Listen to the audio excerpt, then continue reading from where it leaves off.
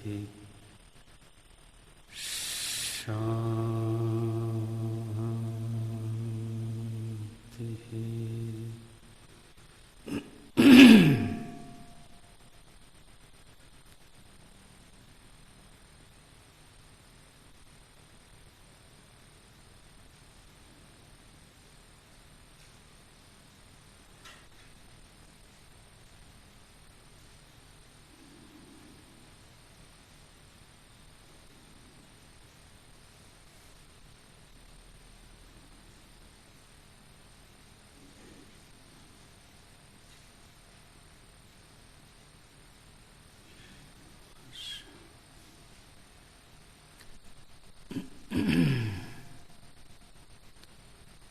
द्वैत दर्शन में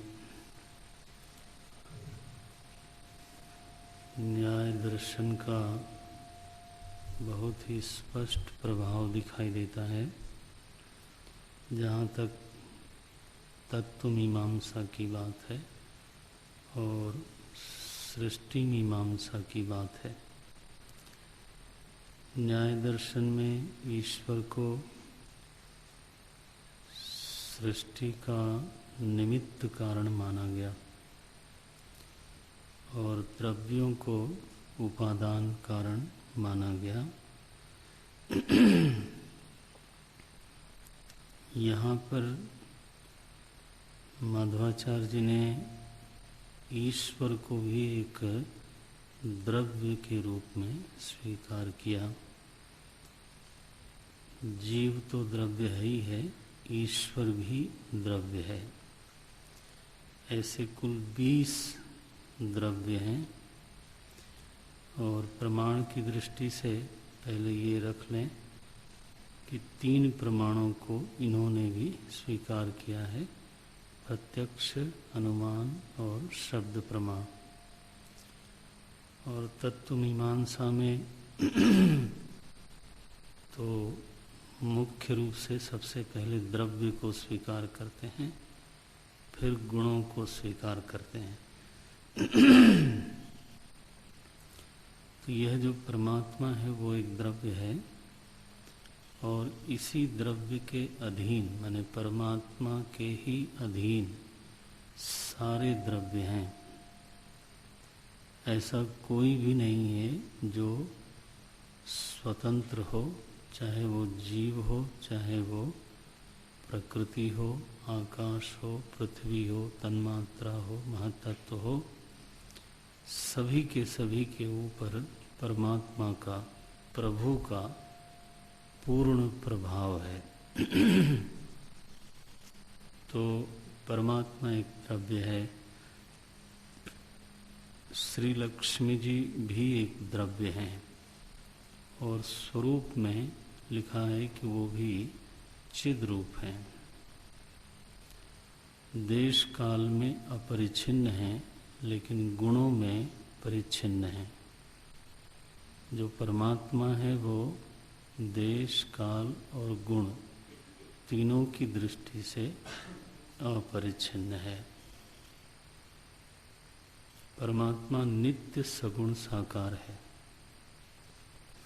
और लक्ष्मी जी भी देहधारी ही हैं, तो वो भी सगुण हैं और साकार हैं।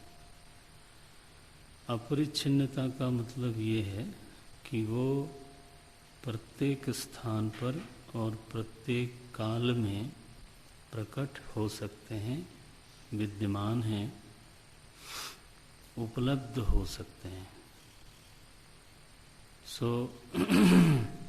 विग्रहधारी होने के नाते वो देश परिच्छिन्न नहीं है। ये एक अपूर्व विचार है माधवाचार्य जी का और इस विचार को साधारण जनता के हृदय में विश्वास के रूप में देखा जा सकता है। जो ईश्वरवादी जनता है, आस्तिक जनता है, ईश्वर को मानती है, तो वो जो जनता है वो निश्चित रूप से कहीं ऐसा ही भीतर भीतर मानती है कि नहीं, भले ही मेरे पूजा घर में मेरा प्रभु है जिसको मैं पूजता हूँ, लेकिन वो नित्य ही हमारे अंग संग है और ऐसा कोई स्थान नहीं हो सकता जहाँ उसकी उपस्थिति न होवे, और ऐसा कोई काल नहीं हो सकता जहाँ उसकी उपस्थिति न हो। उसकी उपस्थिति में काल का कोई व्यवधान नहीं है, देश का कोई व्यवधान नहीं है, उसकी शक्ति का कोई परिच्छेदक नहीं है। कोई ऐसी परिस्थिति, कोई ऐसी समस्या, कोई ऐसा असुर देव दानव नहीं हो सकता जो प्रभु की शक्ति को सीमित कर दे, परिच्छिन्न कर दे, प्रभु की शक्ति को कहीं अवरुद्ध करे, अतिक्रमण कर जाए, सो नहीं हो सकता। इसको बोलते हैं अपरिच्छिन्नता, गुणों की अपरिच्छिन्नता। शक्ति भी एक गुण है, उनमें बल, वीर्य आदि बहुत सारे गुण हैं। तो जैसे बताया, 3 गुणों की 3 श्रेणियां बनाई, श्रुत, अश्रुत और विरुद्ध। तो ये तीनों तरह के गुण प्रभु में विद्यमान हैं। लक्ष्मी जी में जो परिच्छेद है वो गुणों की दृष्टि से है, माने कोई गुण ऐसे हैं जो सीमित हो सकते हैं, कोई शक्ति ऐसी हो सकती है जो किसी परिस्थिति विशेष में तो उनकी शक्ति वहाँ पर काम न करे, वहाँ ईश्वर ही समर्थ होता है, लक्ष्मी जी वहाँ पर समर्थ नहीं होती। ये तो देश काल में अपरिच्छिन्न होते हुए भी श्री लक्ष्मी जी गुणों की दृष्टि से इनके मत में परिच्छिन्न हैं, सीमित हैं। और लक्ष्मी जी का ही जो नामांतर है, लिखा श्री उन्हीं का नाम है, भू उन्हीं का नाम है, दुर्गा उन्हीं का नाम है, नृणी, ह्री, महालक्ष्मी, दक्षिणा, सीता, रुक्मिणी, जयंती, सत्या, ये सब श्री लक्ष्मी की ही मूर्तियां हैं, उन्हीं के नाम भेद हैं, ऐसा समझते हैं। क्योंकि परमात्मा एक है तो नेचुरली उनकी जो पत्नी है उनके भी अनेक नाम हो सकते हैं। और माधवाचार्य जी का ऐसा मत है, बिल्कुल औपाधिक विवरण है ये, दोनों को उपाधिमान स्वीकार करके, और उपाधि में भी शरीर की भी उपाधि को स्वीकार करके फिर बात करते हैं। तो वो कहते हैं कि परमात्मा आनंद स्वरूप है, इसलिए लक्ष्मी जी उनको ऐसे सुख नहीं दे सकती। पति पत्नी का जो सुख होता है वो सुख नहीं दे सकती, लेकिन भगवान का विशेष अनुग्रह है उनके ऊपर, और उस अनुग्रह से पत्नी भाव से उनको वो स्वीकार करते हैं, और दोनों का नित्य साहचर्य है, ऐसा उनका कहना है। सो लक्ष्मी जी दूसरा द्रव्य है, उनका भी जो शरीर है वो अप्राकृत है, माने भौतिक नहीं है। अच्छा भाई, तीसरा द्रव्य है जीव। ये कौन है? बोले ये संसारी है, इसी में दुख है, इसी में भय है, इसी में मोह है, इसी में अज्ञान है। इन दोषों से जो कलुषित चेतन है उसका नाम है जीव। और यह जो है दुख आदि दोष, ये मिथ्या नहीं है, ये हैं, ये सत्य हैं। और ऐसे जीव कहाँ से कहाँ तक हैं? बोले ब्रह्मा जी से लेकर के पिपीलिका पर्यंत सारे देव जीव ही हैं, और सभी को ये दोष कभी न कभी आक्रांत करते हैं। बोले ब्रह्मा जी पर ही मोह कई बार हुआ। ये इस तरह से पुराणों का उल्लेख करते हैं। बोले जीव के 3 भेद हैं। एक है मुक्ति योग्य, दूसरा है तमो योग्य, और तीसरा बोलते हैं नित्य संसारी। ये तो मुक्ति योग्य आप समझते हैं, जो थोड़े अधिकारी लोग हैं, देव, पितृ, ऋषि, चक्रवर्ती, चक्रवर्तियों को भी मुक्ति योग्य मानते हैं, जैसे रघु, अम्बरीश आदि। ये और मनुष्योत्तम, मनुष्य नहीं बल्कि मनुष्योत्तम, उत्तम मनुष्य। तो ये जो जीव हैं ये मुक्ति योग्य श्रेणी में आते हैं। तमो योग्य जो अब ये एक पारिभाषिक शब्द हो गया। तमो योग्य वे जीव हैं जो प्रभु की उपासना करते हैं। अब देखो कैसी उपासना करते हैं, तो बोले कुछ तो जो है वो 4 गुणों की उपासना करते हैं, चतुर्गुणोपासक, और कुछ हैं वो 1 गुण की उपासना करते हैं, तो वो 1 गुणोपासक कहलाते हैं। चतुर्गुणोपासक में क्या क्या है, बोले वो प्रभु को सत रूप से मानते हैं, चित रूप से मानते हैं, आनंद रूप से मानते हैं,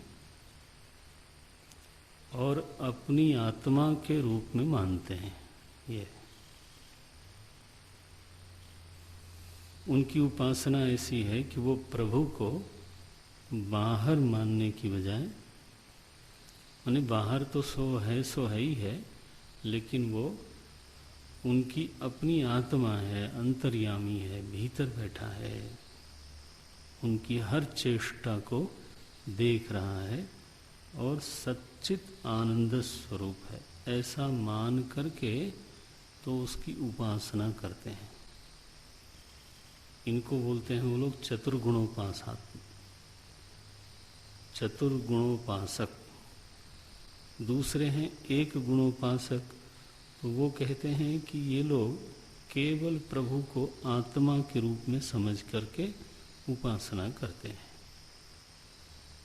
उसमें सत चित आनंद का ध्यान नहीं करते। वो हमारा आत्मा है, अंतर्यामी है, ऐसा बार बार उनका ध्यान उसी पर जाता है। ऐसे जो जीव हैं उपासक, इनको लोग तमो योग्य बोल देते हैं। नित्य संसारी कौन है, तो बोले जो लोग सुख दुख भोगते हैं, कर्म करते हैं और फिर भोगते हैं, फिर शरीर छूटने पर पुनः शरीर धारण करते हैं, तो द्वंद्वात्मक जिसका जीवन है, सुख दुख से आक्रांत होते रहते हैं, ऐसे लोग नित्य संसारी हैं। ये है ये स्वर्ग में, पृथ्वी में, नरक में, त्रिलोक में घूमते रहते हैं, इनका ये वर्णन है।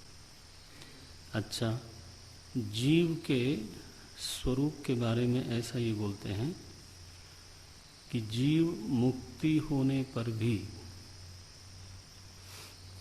उपाधि सहित होता है।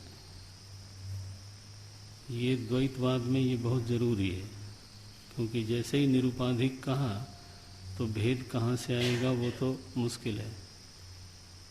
इसलिए मुक्ति दशा में भी जीव इंद्रियमान है, बुद्धिमान है, ये सब हैं, भोग करके सुखी होते हैं। चाहे वो भोग दिव्य भोग हो, ईश्वर के लोक में ईश्वर प्रदत्त भोग हो, फिर भी वो भोग से ही आनंद आता है। और फिर यहाँ तक कहा मध्वाचार्य ने कि जीवों की मुक्ति दशा में भी आनंद की स्थिति अलग अलग होती है। तो अपनी अपनी कमाई के अनुसार भगवान की सन्निकटता जिसको जितनी है तो उसी हिसाब से उसका आनंद घटता बढ़ता रहता है।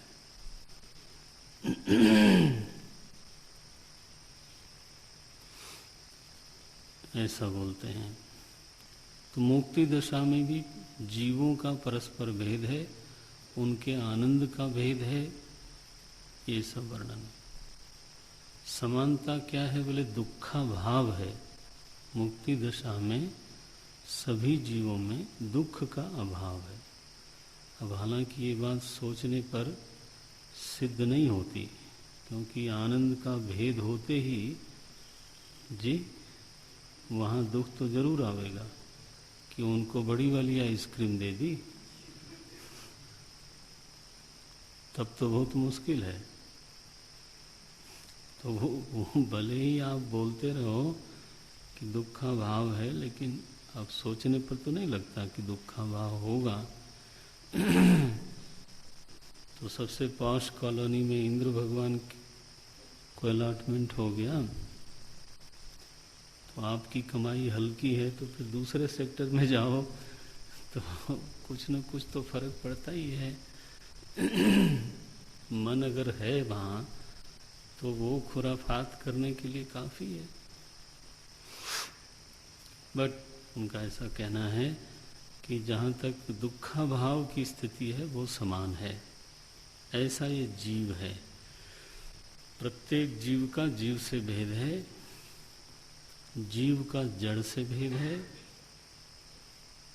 जीव का ईश्वर से भेद है। 3 भेद हो गए। अच्छा, जड़ का ईश्वर से भेद है और जड़ का जड़ से भेद है। ये 5 भेद मानते हैं और इन भेदों को जानते रहने को ज्ञान बोलते हैं। जीव का जीव से भेद, जीव का ईश्वर से भेद, जीव का जड़ से भेद, जड़ जड़ में भेद और जड़ में और ईश्वर में भेद, ये 5 भेद सिद्ध हैं। इनको जानना बहुत जरूरी है, भेदक ज्ञान बहुत जरूरी है, ऐसा बोलते हैं। अच्छा भाई, तो जीव की तो ये स्थिति हो गई। अब चौथा द्रव्य है इनका अव्याकृत आकाश। ये भूताकाश से अलग है। वो ये कहते हैं कि ये है तो जड़, लेकिन ये नित्य है, न ये उत्पन्न होता है और न तो ये नष्ट होता है। ये बोलते हैं इसमें किसी प्रकार का विकार नहीं होता। ये एक अव्याकृत आकाश है। 5वां द्रव्य है इनका प्रकृति। ये त्रिगुण रूप नहीं है। ये उपादान कारण है, ठीक है, लेकिन ये त्रिगुण रूप नहीं है। तीनों गुणों वाली हो सकती है ये, लेकिन त्रिगुण रूप नहीं है। ये सृष्टि का उपादान कारण यही है और ये नित्य है, परिणामी होते हुए भी नित्य है। ये अब आता है छठा द्रव्य, जिसको ये गुणत्रय बोलते हैं। ये है सात्विक, राजसिक और तामसिक। इसमें परिणाम होता है काल के प्रभाव से, भगवान के संकल्प से। तो गुणत्रय हुआ। 7वां द्रव्य है महत्तत्व, 8वां अहंकार, 9वां बुद्धि तत्व। अब देखो सांख्य का प्रभाव देखो। पहले द्रव्य और गुणों की जो व्यवस्था करी वो न्याय दर्शन का प्रभाव दिखाई देता है। केवल संख्या थोड़ी बढ़ गई। वहाँ ईश्वर को भी द्रव्य मान लिया गया, लक्ष्मी जी को भी द्रव्य अलग से माना गया, इसलिए संख्या बढ़ गई। अव्याकृत आकाश को एक अलग से माना गया, प्रकृति को अलग माना गया, गुणत्रय को माना गया। ये सब द्रव्य थोड़ा न्याय से अलग सिद्ध हो गए। अन्यथा पूरा व्यवस्था विचार की न्याय दर्शन की लगती है। लेकिन गुणत्रय के बाद सांख्य का प्रभाव दिखता है। गुणत्रय में परिणाम हुआ तो महत्तत्व हुआ, फिर अहंकार हुआ। और भागवत जी के अनुसार यहाँ भी अहंकार 3 प्रकार का है, वैकारिक, तेजस और तामसिक। तो इसी अहंकार से फिर तन्मात्राएं उत्पन्न होती हैं, इंद्रियां उत्पन्न होती हैं। तो इंद्रियां 11वां तत्व है, 12वां तन्मात्रत्व है, 13वां भूत तत्व है। तामसिक अहंकार से पंचभूत पैदा हुए। अब इन 13 द्रव्यों से एक ब्रह्मांड को बनाया गया। तो बोले इनके मत में क्या है कि ब्रह्मांड जो है वो विकृति है, बाकी प्रकृति विकृति की तरह है, लेकिन इन सभी चीजों को मिला करके जो एक ब्रह्मांड बना, वो ब्रह्मांड अंतिम परिणाम है, वही विकृति है। और इसकी नाप जोख भी बताई हुई है, कुछ 80 शतकोटि योजन कुछ इस तरह से है। इतना लंबा चौड़ा है, अब कौन नाप सकता है महाराज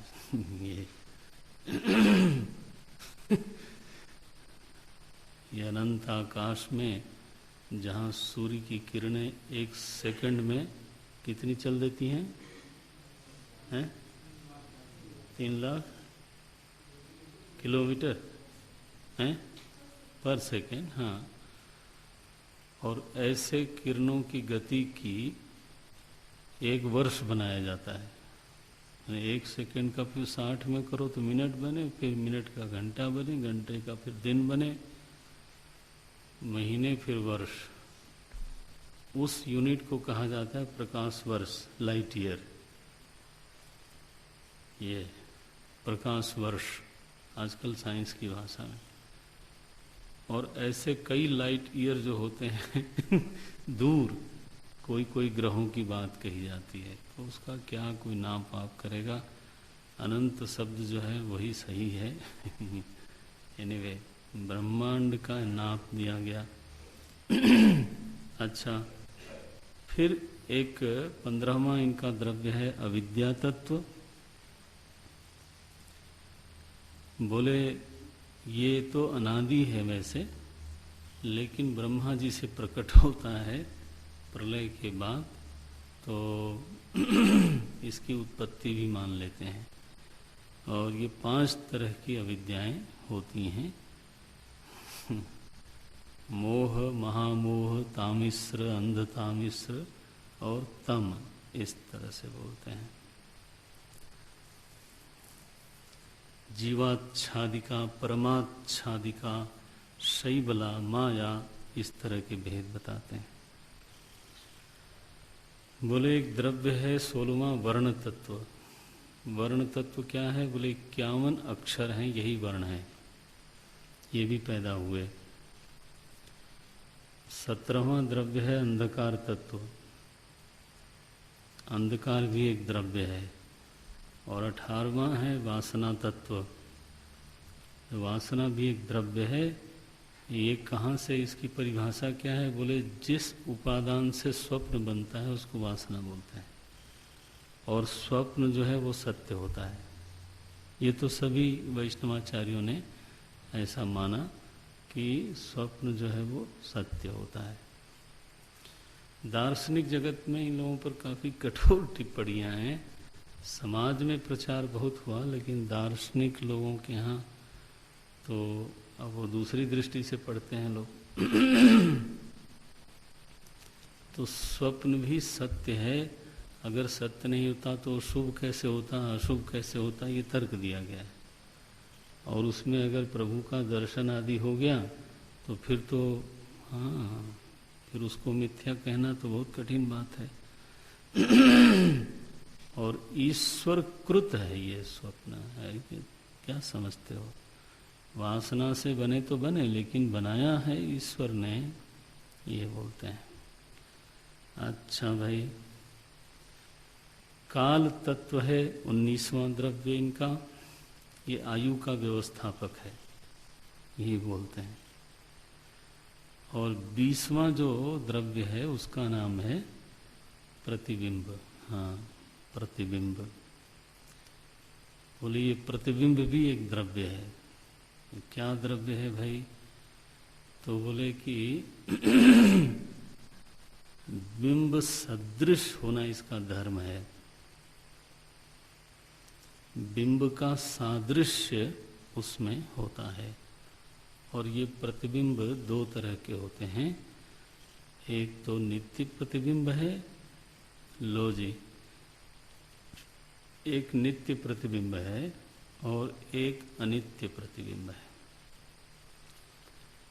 बोले नित्य प्रतिबिंब क्या है? तो बोले जीव में जो चेतना है ना, हम में आप में जो जीवन है, जो चेतना है, वो चेतन प्रभु का प्रतिबिंब है।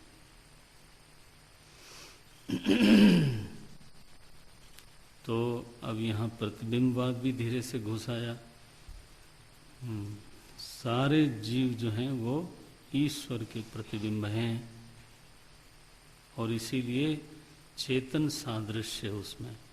लेकिन प्रतिबिंब की अपनी कोई चेष्टा नहीं होती, अपनी कोई क्रिया नहीं होती, अपना कोई धर्म नहीं होता, उसका अपना कोई अस्तित्व नहीं होता।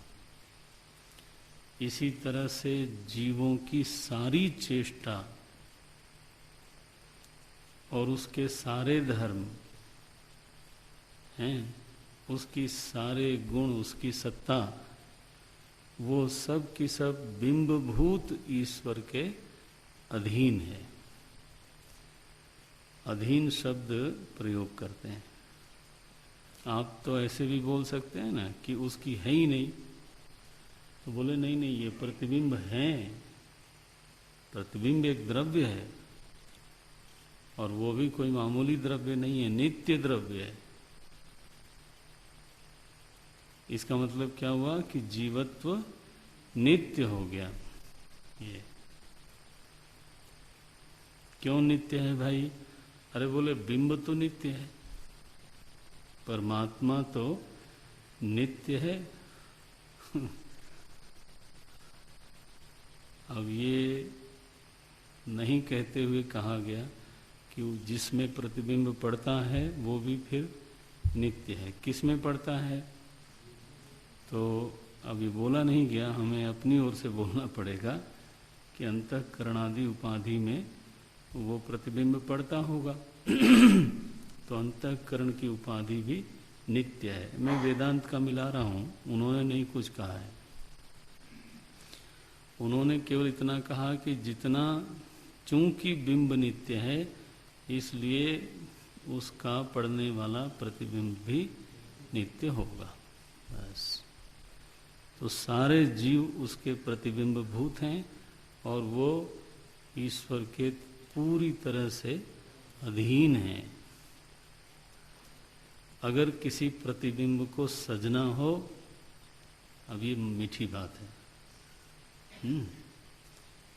अगर किसी प्रतिबिंब को खूबसूरत बनना है, सजना है, तो वो अपने को न सजावे, है ना, वो प्रभु को सजावे तो खुद ही सज जाएगा। ये जैसे दर्पण में, दर्पण के सामने खड़ा हो करके आप चंदन लगाते हो बिंब के ऊपर, अगर लगाते हो तो कुछ लोग बिल्कुल महाराज है ना, माथा सुना, तो अब आज पहली बार मैं देख रहा हूँ कि किसके बाल पर कुछ अंकित है कि नहीं है। हमारी परंपरा तो ऐसी रही है कि बाल पर चंदन तो लगना चाहिए। भाल तिलक श्रम बिंदु सुहाए। एनीवे, तो जब आप चंदन लगाते हो अपने भाल पर, तो बिंब पर लगाते हो तो प्रतिबिंब पर अपने आप ही लग जाता है। और किसी को माला पहनानी हो प्रतिबिंब भूत को, तो आप उधर न पहनाना, नहीं तो बेचारा दर्पण पे अटक जाएगा वो तो।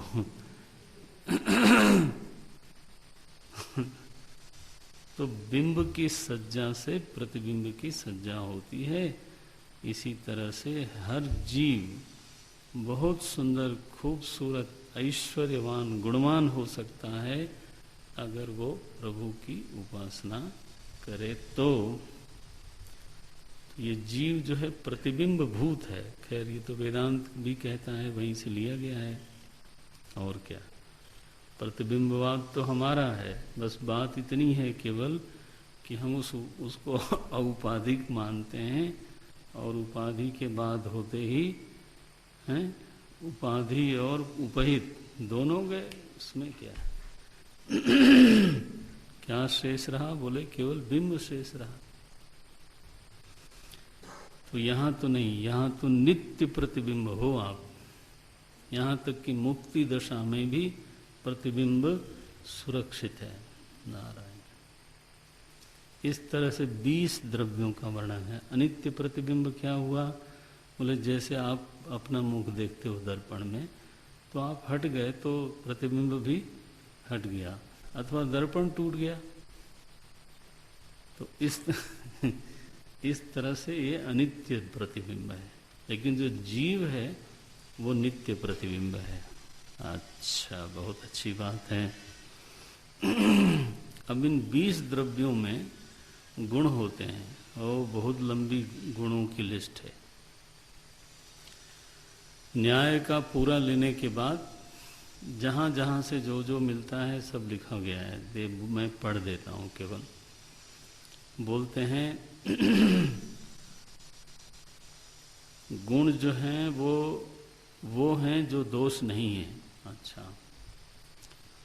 तो दोष से गुण अलग चीज होती है।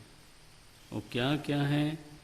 बोलते हैं रूप, रस, गंध, स्पर्श। ये तो हो गए।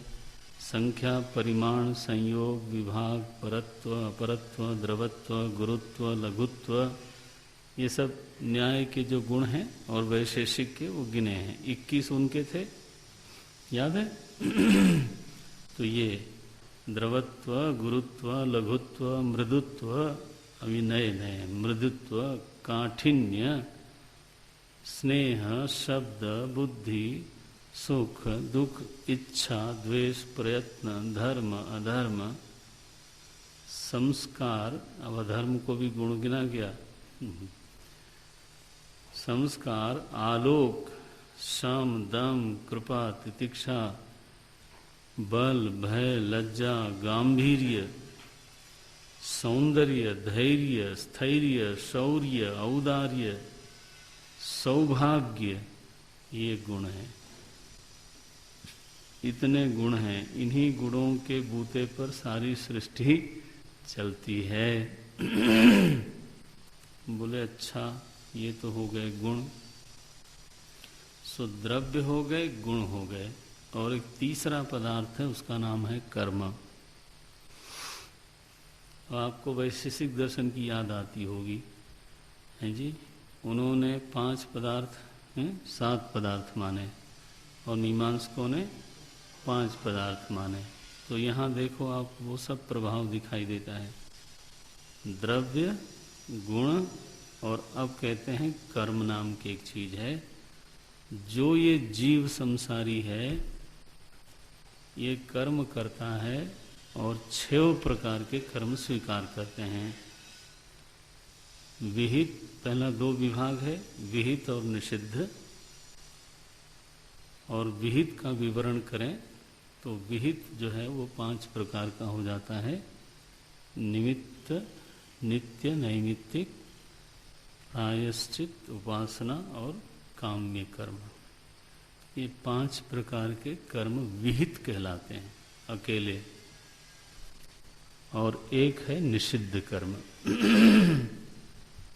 नारायण। एक कर्म और मानते हैं ये, उसको बोलते हैं उदासीन कर्म। ऐसे तो कुछ कर्मों को उदासीन बोलते हैं। तीन तरह के कर्म हो गए, और उन कर्मों का जैसा मीमांसा दर्शन में वर्णन है उस हिसाब से लोग मानते हैं कि सत्कर्म फल देता है, दुष्कर्म भी फल देता है, कर्म का परिपाक होता है, लेकिन फल देने वाला ईश्वर है। ईश्वर बीच में आता है। अच्छा भाई, एक तत्व है इनका शक्ति तत्व, वो ईश्वर से ही आती है, लेकिन अचिंत्य शक्ति है, सहज शक्ति है, आधेय शक्ति है, पद शक्ति है, इस तरह की शक्तियां हैं। अभाव का निरूपण किया है, प्राग अभाव आदि चारों तरह के अभाव ये लोग मानते हैं। अब इनकी ये तो हो गए तत्व, गुण, द्रव्य, कर्म, शक्ति, अभाव, ये इनके पदार्थ हो गए मानो।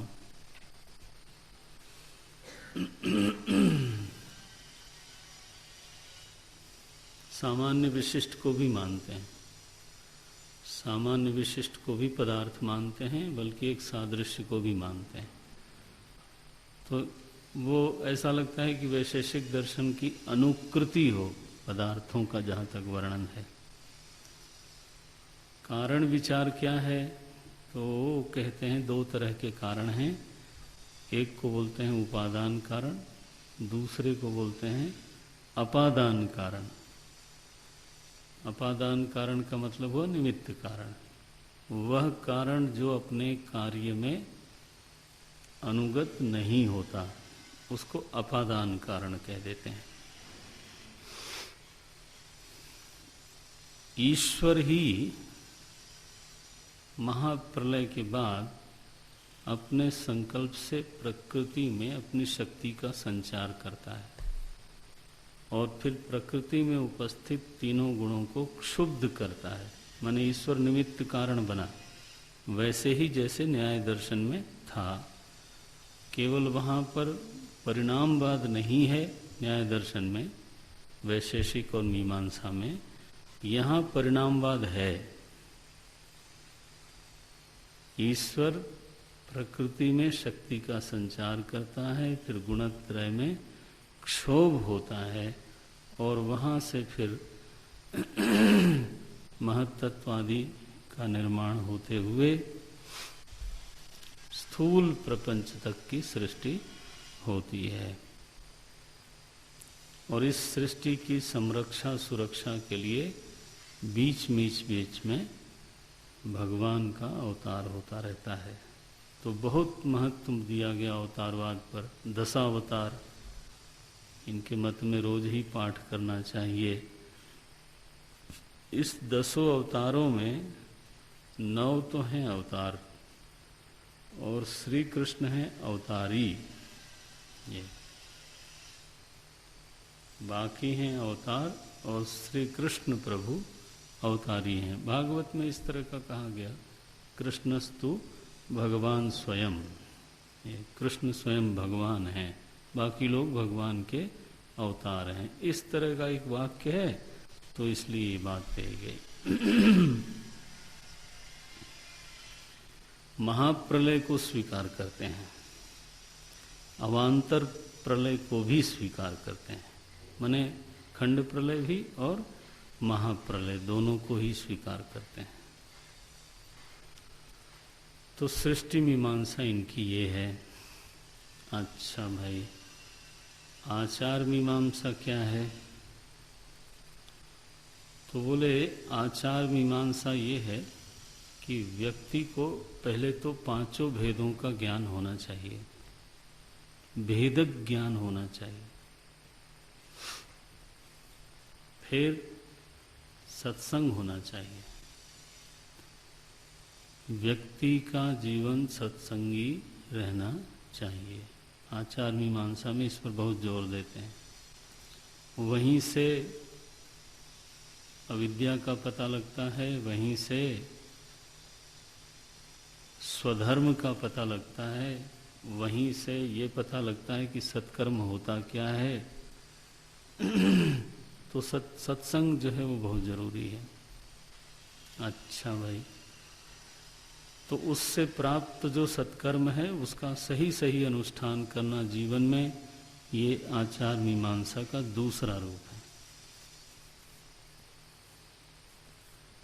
और उन कर्मों से और फिर बाद में अपनी दिनचर्या में भगवान की उपासना को ले आना। तो कर्मों से भी भक्ति करना और फिर पूजा पाठ आदि के द्वारा प्रभु की जो उपासना है वो आचार मीमांसा का तीसरा पक्ष है। उपासना क्या हुई? बोले भगवान की नित्य स्मृति, उनके स्वामित्व को स्मरण रखना, अपनी अधीनता को स्मरण रखना। वो बिंब रूप हैं ये जानते रहना, वही आत्मा है, अगर वो नहीं होते तो तुम नहीं होते। बिंब रूप में आत्मा वही है। इसके लिए फिर इस उपासना के लिए उनका बड़ा सीधा है, श्रवण मनन निधिध्यासन पर जोर देते हैं कि शास्त्रज्ञ से श्रवण करना चाहिए, जिससे कि परमात्मा का स्वरूप मालूम पड़ जाए, जीव का स्वरूप मालूम पड़े, प्रकृति का, द्रव्यों का, सबका स्वरूप मालूम पड़े। पहले ज्ञान हो, श्रवण होना चाहिए, फिर मीमांसा करनी चाहिए, मनन करना चाहिए। क्योंकि श्रुति में आया श्रोतव्य मंतव्य निधिध्यासितव्य, तो ये अर्थ करते हैं उनका। और बोले फिर प्रभु के रूप का ध्यान करना चाहिए, उनकी स्मृति करनी चाहिए। ये निधिध्यासन है। भगवान का ध्यान करना ये उनका निधिध्यासन, उनके रूप का ध्यान करना। कहीं कहीं ऐसा लिखते हैं गुणोपासना भी होती है, गुणों का ध्यान करना, भगवान के प्रेम का, सौहार्द का, संकोच का, उनकी दया का, उनकी करुणा का, उनकी वीरता का, इन गुणों का ध्यान करना ये निधिध्यासन है। नारायण। जब गुणों का ध्यान करेंगे तो वो कथा प्रसंग का भी ध्यान आएगा, और भगवान का ध्यान तो रहेगा ही रहेगा, क्योंकि गुण का ध्यान बिना गुणी के ध्यान से तो नहीं हो सकता। तो इस तरह से ईश्वर की करुणा का वो पात्र बनता है, व्यक्ति मनुष्योत्तम हो जाता है। मनुष्योत्तम होने से मुक्ति योग्य होता है, और फिर वो देह छोड़ने के बाद भगवान के लोक में सालोक्य मुक्ति प्राप्त कर सकता है। ये चारों मुक्तियों को मानते हैं। सारूप्य प्राप्त कर सकता है, सायुज्य प्राप्त कर सकता है, और सामीप्य प्राप्त कर सकता है। इस तरह से बोलते हैं। मुक्ति जो है वो भी भगवान के अनुग्रह पर निर्भर करती है। उस अनुग्रह को प्राप्त करने के लिए प्रभु की आराधना इत्यादि साधन है, उनके बारे में सुनना, मनन करना, ये सब। इस तरह से तो मध्वाचार्य जी का दर्शन हम यहाँ पर पूरा करते हैं। अब चौथा दर्शन है, वैष्णव संप्रदाय में ही इसको मानते हैं, बड़ा ही प्रबल दर्शन रहा। प्रबल माने व्यापक हुआ। तो उसका नाम है शुद्धाद्वैत दर्शन।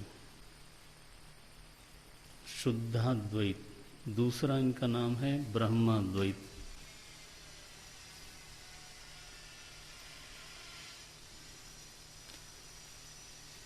इसके जो आचार्य हुए, प्रणेता, वो हुए श्री वल्लभाचार्य जी महाराज।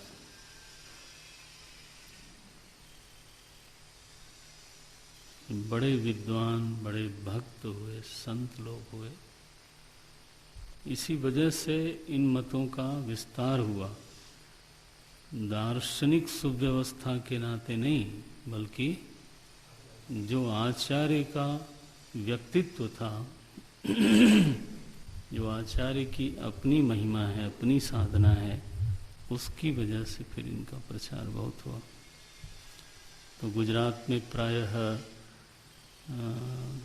काफ़ी प्रचार है,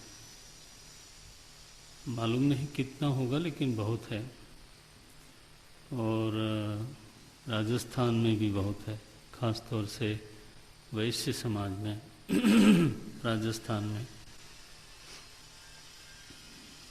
उसको बाद में पुष्टि मार्ग भी बोलते हैं। पुष्टि मार्ग, शुद्धाद्वैत अथवा ब्रह्माद्वैत, और बाद में कहा गया पुष्टि मार्ग।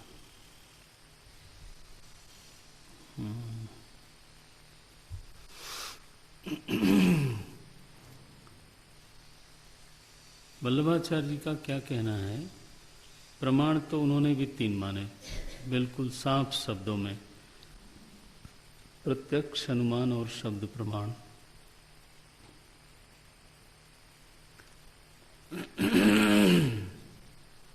तत्व केवल एक माना, बोले ब्रह्म के अलावा और कोई तत्व नहीं है।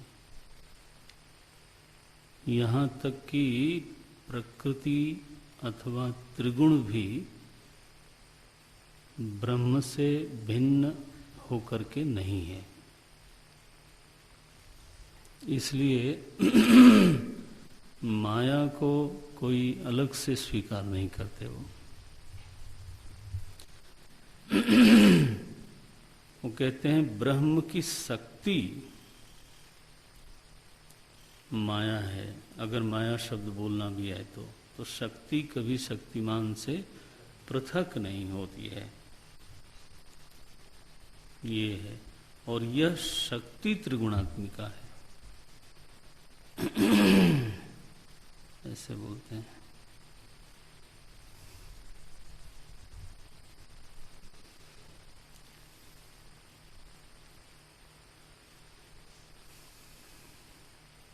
ब्रह्म ही, अब ये बहुत बड़ा परिणामवाद आया यहाँ पर, बोले ब्रह्म ही परिणमित होता है जगत के रूप में, इसलिए जगत भी ब्रह्म रूप है।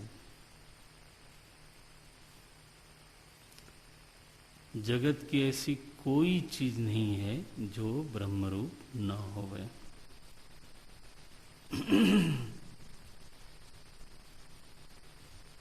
ये जो जीव है ये भी ब्रह्म का ही परिणाम है, ये बोलते हैं।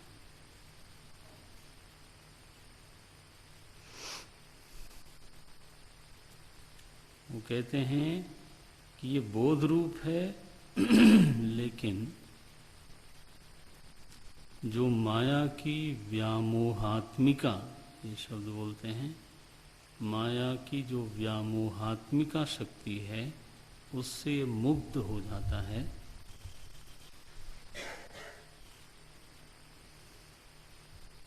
और तब वो अपने आप को संसारी समझने लगता है।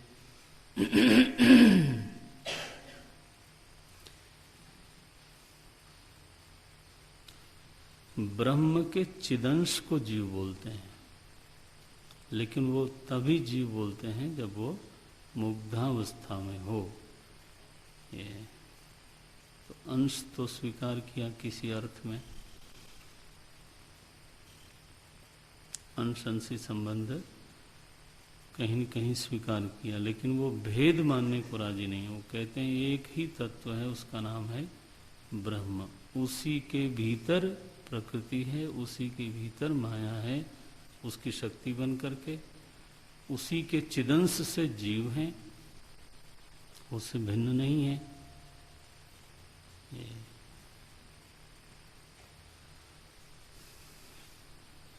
सो ये ब्रह्म ही इन्हीं चिदंश भूत जीवों के कर्मों का भोग देने के लिए अपनी शक्तिभूत माया के रूप में परिणमित होता है। और इसलिए सृष्टि न केवल सद्रूप है बल्कि ब्रह्म रूप है, ये बोलते हैं। सृष्टि न केवल असत तो बात ही मत करो, सद्रूप तो है ही है, बल्कि वो ब्रह्म रूप है, क्योंकि वो परिणाम ब्रह्म का है, ये बोलते हैं। ये सारे शरीरों में जो जीव है वो असल में प्रभु का ही चिदंश है, प्रभु ही बैठे हैं वहाँ।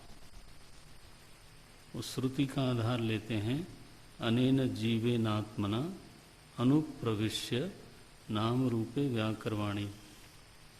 श्रुतियों में आता है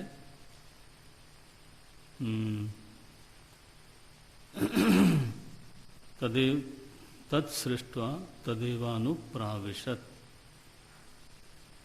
तत्सृष्ट्वा पूरी सृष्टि करने के बाद जो कारणभूत ब्रह्म था वही प्रविष्ट हो गया।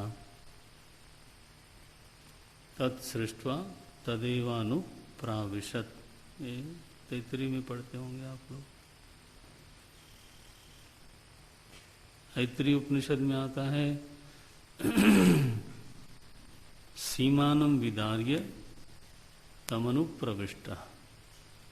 तो वो कहते हैं कि परमात्मा को ये लगा कि अब मेरी पहचान कैसे होगी, सृष्टि तो हो गई, अब मुझे कौन पहचानेगा, कैसे कैसे पहचान होगी। तो उसने फिर कहा कि अच्छा मैं प्रवेश करता हूँ। तो कहाँ प्रवेश करूँ, देखा घोड़े में पसंद नहीं आया, हाथी में नहीं पसंद आया, इस तरह का एक वर्णन है। बोले मनुष्य का जो शरीर है वो उसको पसंद आया। उसने कहा इसमें 9 द्वार हैं, यहाँ मैं कहीं से जाऊँगा नहीं, आखिर मैं राजा हूँ। तो उसने जो है ब्रह्मरंध्र को विदीर्ण किया, ऐसा लिखते हैं, सीमानं विदार्य। ब्रह्मरंध्र को विदीर्ण किया और उसी से प्रविष्ट हुआ। वो कहते हैं इसीलिए जब जन्म होता है बच्चे का तो वो दरवाज़ा चूँकि हाल हाल में बंद किया हुआ होता है, राजद्वार होने से अब उसमें और कोई प्रवेश नहीं करेगा, तो वो दरवाज़ा हाल हाल का बंद रहता है, इसलिए धुक-धुकी चलती है।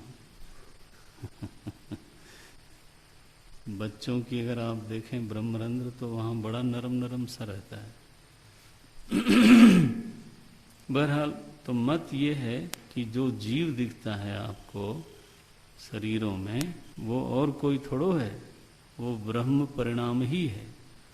ब्रह्म ही वहाँ प्रविष्ट होकर के चिदंश रूप से बैठा है।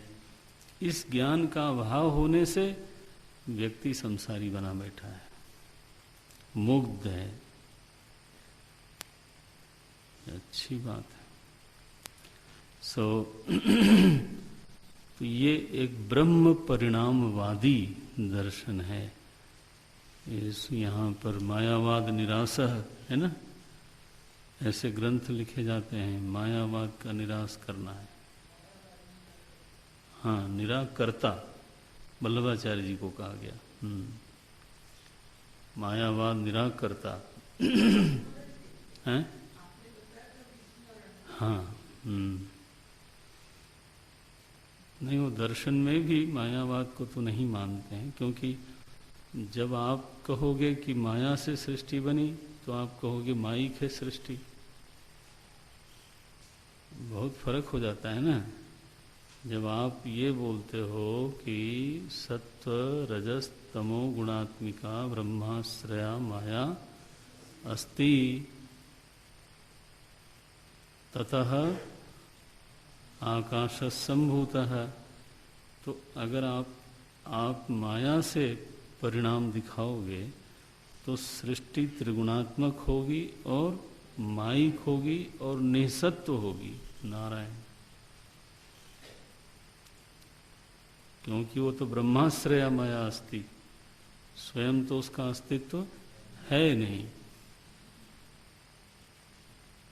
वहाँ ये कहा जा रहा है कि ना ना ना, ब्रह्म स्वयं ही परिणमित हुआ, इसलिए अधरम मधुरम, नयनम मधुरम, वदनम मधुरम, मधुराधिपते अखिलम मधुरम, दलितम मधुरम, ये भी कह दिया, फलितम मधुरम, गमनम मधुरम, गावा मधुरा, गोपी मधुरा, सबको मधुरा कहा, क्योंकि मधुर ब्रह्म का ही वो परिणाम है।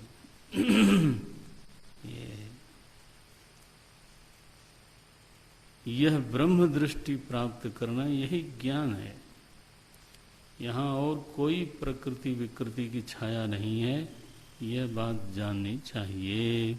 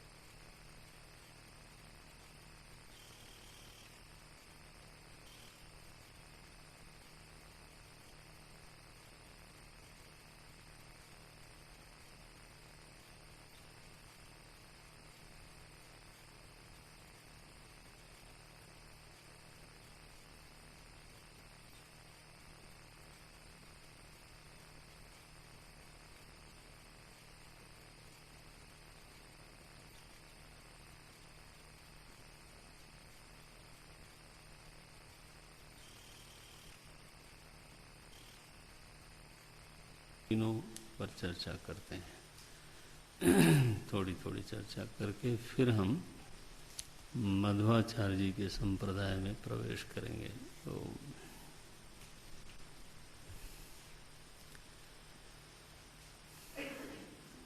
ओम पूर्णमदः पूर्णमिदं पूर्णात् पूर्णमुदच्यते पूर्णस्य पूर्णमादाय पूर्णमेवावशिष्यते। ओम शांति शांति शांति। हरि ओम श्री गुरुभ्यो नमः। हरि ओम।